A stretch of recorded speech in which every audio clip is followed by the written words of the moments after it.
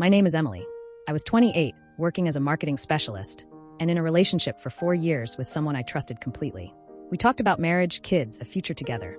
But one simple message from a stranger shattered everything. I met Alex at a small coffee shop downtown on a rainy afternoon. He offered to share his umbrella, and the way he smiled made me feel safe, like he understood me instantly. My heart raced that day.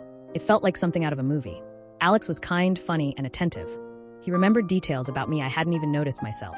The songs I hummed, my favorite coffee order, he remembered everything. Within months, we were inseparable.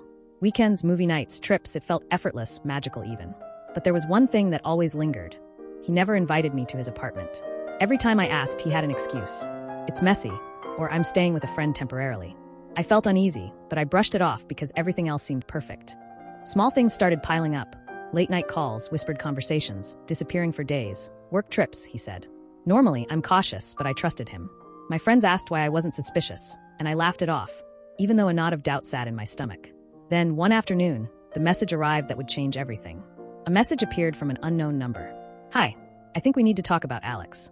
I laughed nervously at first, thinking it was spam. But another message came. How long have you been dating him? My chest tightened as I typed back. Almost 4 years, why? And then the reply. Because Alex is my husband. My hands shook, my heart racing. I couldn't believe it. The man I loved had a wife, children, a whole life I didn't know about. That night, I confronted Alex. My hands trembled as I held up my phone. What is this? How could you do this to me? I asked, my voice cracking. He looked at me and laughed lightly. Emily, calm down. I think you're overreacting. It's probably a misunderstanding. Overreacting. I shouted, tears welling in my eyes. These are messages and photos. My partner has a family. He shrugged. Emily, seriously. Don't get worked up about things you don't understand. My chest tightened, my jaw clenching. When I asked him to show me his phone, he refused. No, Emily. I don't have to prove anything to you. You're overreacting. My hands shook, but I knew I couldn't let this go.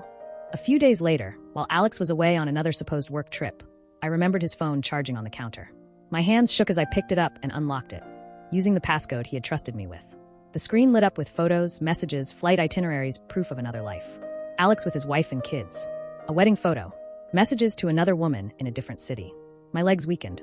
My hands shook uncontrollably. My vision blurred with tears.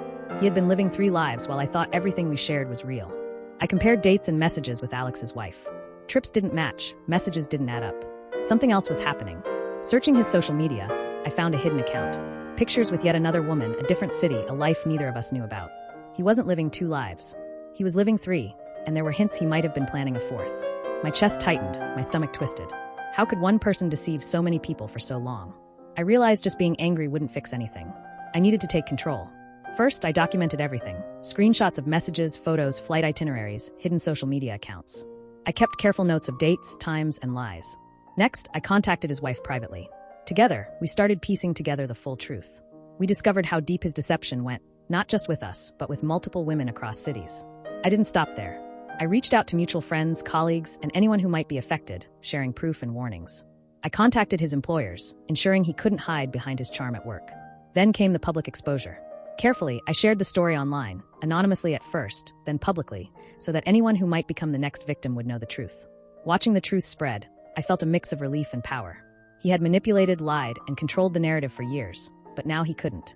People were seeing him for who he really was. By the time he returned, Emily, the woman he thought he had under his control, was no longer a victim. I had taken action.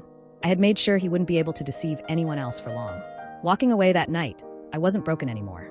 I was empowered, angry, and determined. He might have thought he was untouchable, but the truth had finally caught up with him.